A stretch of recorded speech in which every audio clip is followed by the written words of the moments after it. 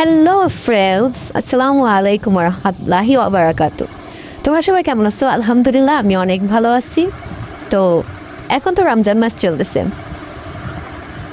আমি এই ভিডিওটা প্রায় অনেক দিন আগেই করে রেখেছি। রমজানের দ্বিতীয় দিন করেছিলাম, প্রথম দিন করতে পারি না, অনেক ঝামেলা ছিল ইফতারির জন্য। দ্বিতীয় দিন একটু একটু করে ভিডিও করে রেখেছি। আর অনেক দিন পরে আজ ভিডিওটা আপলোড দিচ্ছি। এই যে দেখতেছো, আমরা ইফতারির আয়োজন করেছি, সবাই ইফতারি করতেছে। যদিও আমি একা একাই ইফতারি তৈরি করি, নিজের হাতে একা একাই সব কাজ করতে হয়। ইফতারি তৈরি করা থেকে শুরু করে একদম মানে ফাইনাল, কী বলবো, ফাইনাল খাবার পর্যন্ত, এই যে খাবার দাবার চলতেছে এ পর্যন্ত সব কিছু আমাকেই করতে হয়। তাই তেমনভাবে শুরু থেকে শেষ পর্যন্ত একদম ভিডিও করতে পারি না রান্না বাড়ার। তাই কিছুটা কিছুটা ভিডিও করে রেখেছি। এই যে দেখতেছো খাবার চলতেছে, এটা আমি খাবো এখন। এটা হলো গরিন্দা। গরিন্দাকেও বিকাল দুধ দিয়ে এভাবে কেউ খেয়েছো? যদি খেয়ে থাকো অবশ্যই কমেন্টে জানিয়ে যাও। কমেন্টে অবশ্যই লিখে যাবে, আমি দেখব। যদিও আমার কাছে তো তোমরা সরাসরি বলতে পারবে না। তাই দেখো এখন ইফতারি শেষে আমি নামাজ পড়তেছি।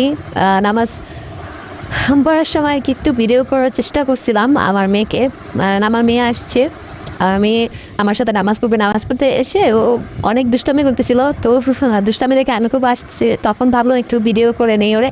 যখন ভিডিও করতে গেলাম তো বুঝতে পারি দৌড় দিছে আমার পাশ থেকে। তো আমি যা যা করতেছিলাম ও তাই করতেছে। আমি যদি হাত চুলকাই, নামাজ শেষ নয় একটু হাত চুলকাচ্ছি, ও হাত চুলকায়।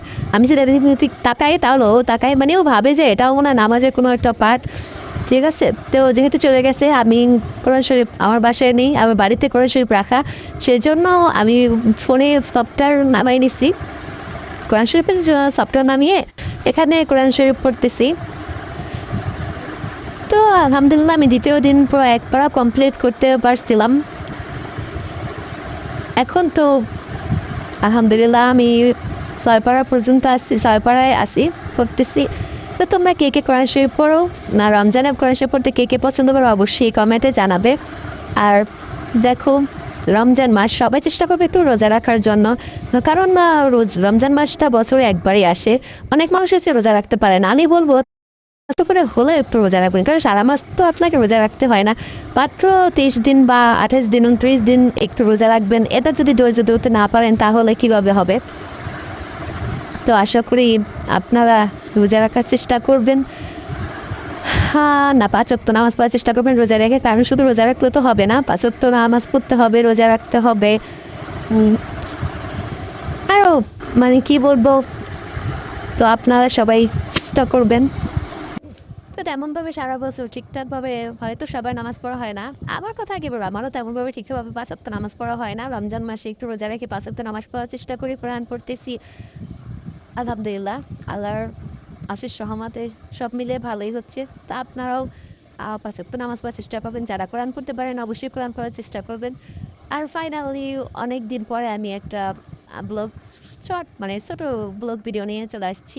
আমি তো, যারা জানেন তারা তো জানেনই যে আমি সেরকমভাবে ভিডিও আপলোড, রেগুলার আমি ভিডিও আপলোড দিই না, তবে চেষ্টা করি মাঝে মধ্যে ভিডিও আপলোড দেওয়ার। তো আশা করি এই একটা ভিডিও দিলাম, আরও হয়তো একটা ভিডিও আপলোড দিব। আর এখন দেখেন রাতের জন্য রান্না করতে চলে আসছি। নামাজ শেষে কোরআন শরীফ পড়লাম, এরপরে রান্না করতে চলে আসছি ভোর রাতের জন্য।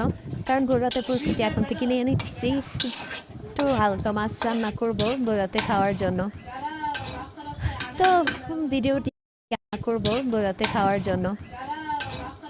তো ভিডিওটি আপনাদের কেমন লাগবে বা দেখতে ভালো লেগেছে কিনা, কতদূর ভালো হয়েছে ভিডিওটা, আশা করি ফ্যামিলি ব্লগ কিছুটা দেওয়া, ফ্যামিলি ভিডিও দেওয়ার চেষ্টা করলাম।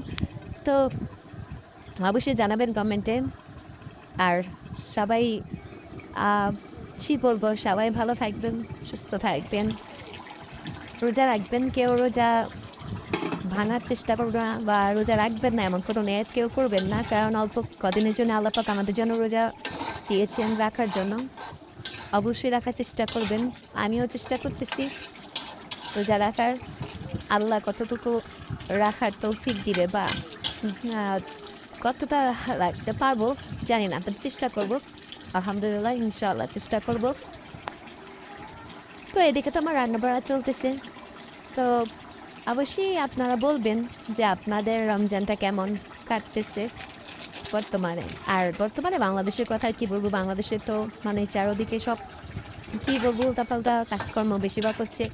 এগুলো দেখলে আর ফেসবুকে ঢুকতে ভালো লাগে না।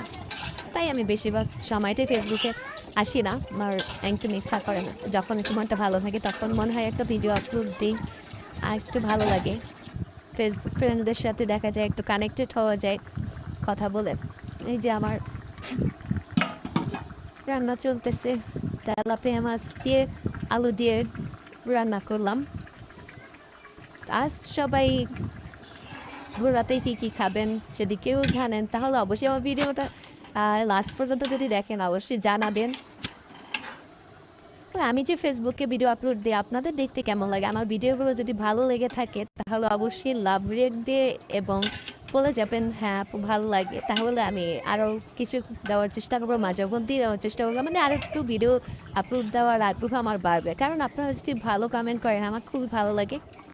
তবে আমি বলতে না সবারই, যারা এই প্রফেশন আছে সবারই ভালো লাগে। তো ভালো থাকবেন, আসসালামু আলাইকুম।